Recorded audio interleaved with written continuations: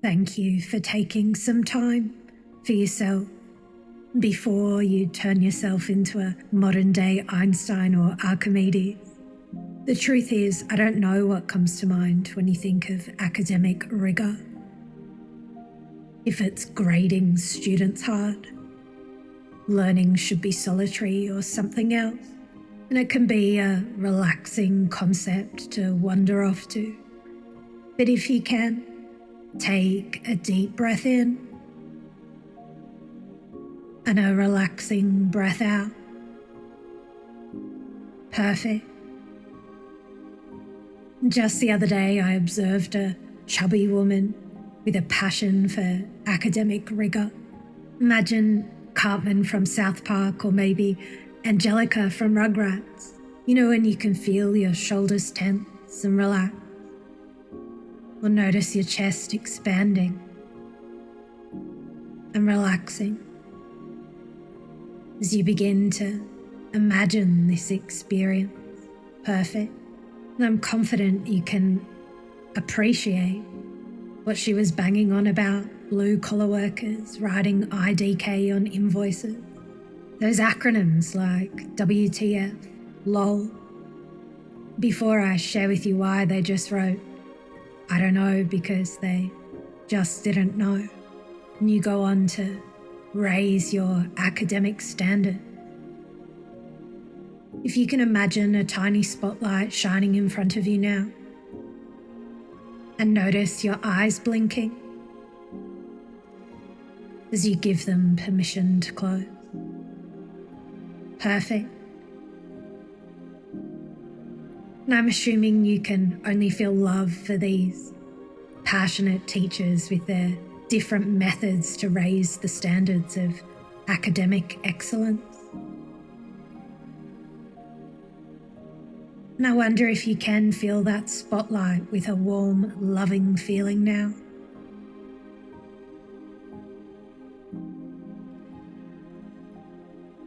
And I don't know if it's a fuzzy, cuddly feeling or a passionate feeling, but allow that spotlight to shine its focus on you now. From the top of your head to the tips of your toes. Perfect. Arms relaxing, legs, tummy soft. Now, I don't know if the right or left side of you is more relaxed, but what I do know is clients notice their thoughts seem distant, more clear. That's how perfect you are. And I'm not sure you're aware how focused you are. You've slowed down your breath rate, blood pressure, without me asking that of you. That's how perfect you are. Maybe in the past you felt you couldn't focus, absorb enough information or something else. But what I do know is it's got nothing to do with you. There's a process to it. And in a moment, I'm going to share with you a few stories, and at first you might be thinking, why am I sharing with you these stories?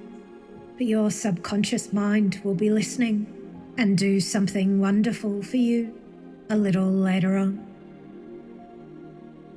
But first, thank you for giving yourself a present moment with this breath.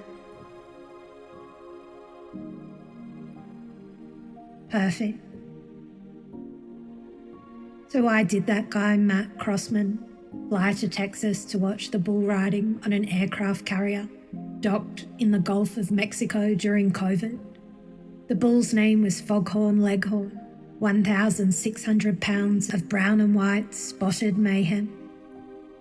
And the ragdoll in the chaps is Mitchell. He is the world's first cowboy in the history of the world to get thrown off a bull in a spectacular fashion on the USS Lexington. And when it comes to the game of tennis, that focus and refocus game of deep relaxation. People still don't know why Pete Sampras or John McEnroe couldn't win on clay, or why Ivan Lendl couldn't win on grass, or why Roger Federer appeared in 23 consecutive semi-finals and 36 quarterfinals on all three surfaces. But you and I both know being in the zone can be just like wearing your heart on your sleeve. It leaves you wide open for possibility, crazy bull riding ones, and champion ones, and anything in between.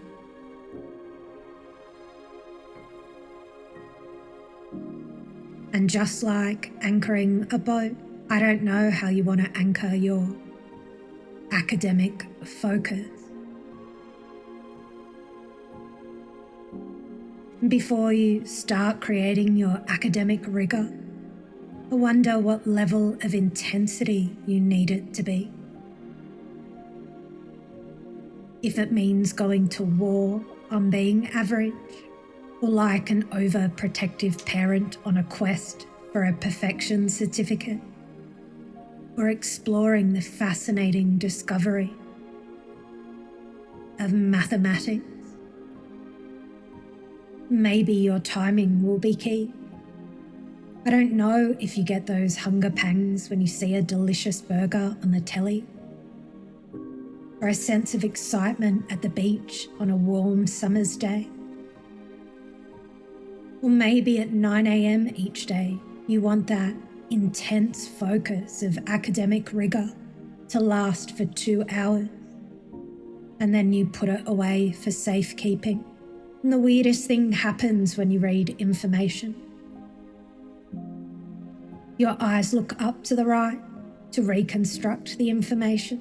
The same if you are reconstructing sounds, but your eyes move in line with your ear. And they continue downward for a bit of analysis. And they stay down and move over to the left for some feeling. And once you have the ability to recall the information, because you can recite it, your eyes look up to the left. That's how perfectly absorbed you are. Because the truth is, if you're thinking about the past or the future, you're not really here, living your life now.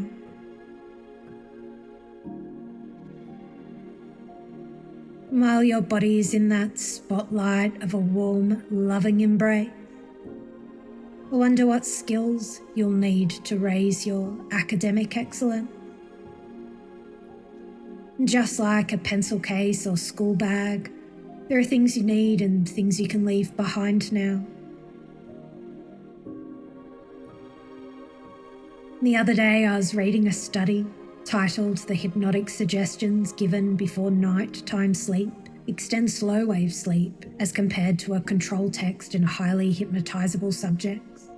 And they could demonstrate it worked, but they forgot to record a baseline to identify the starting points of the current situation.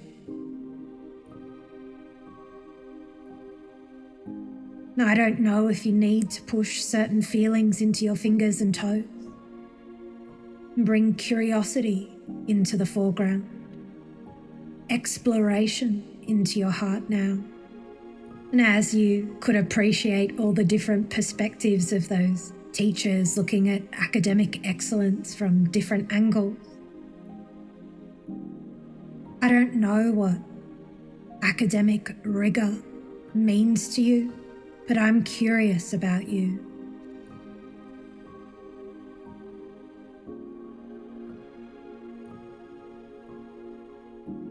And isn't it wonderful to know increasing your academic rigor will in turn increase the longevity of your academic pursuit?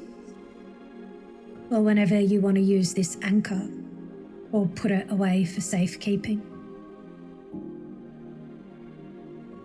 And so the next time you lose yourself, and you deliberately choose to skillfully pause and shine that spotlight. You can say to yourself, I like how I handled that. And isn't it interesting 10 years into the future looking back? How well you anchored your excellence.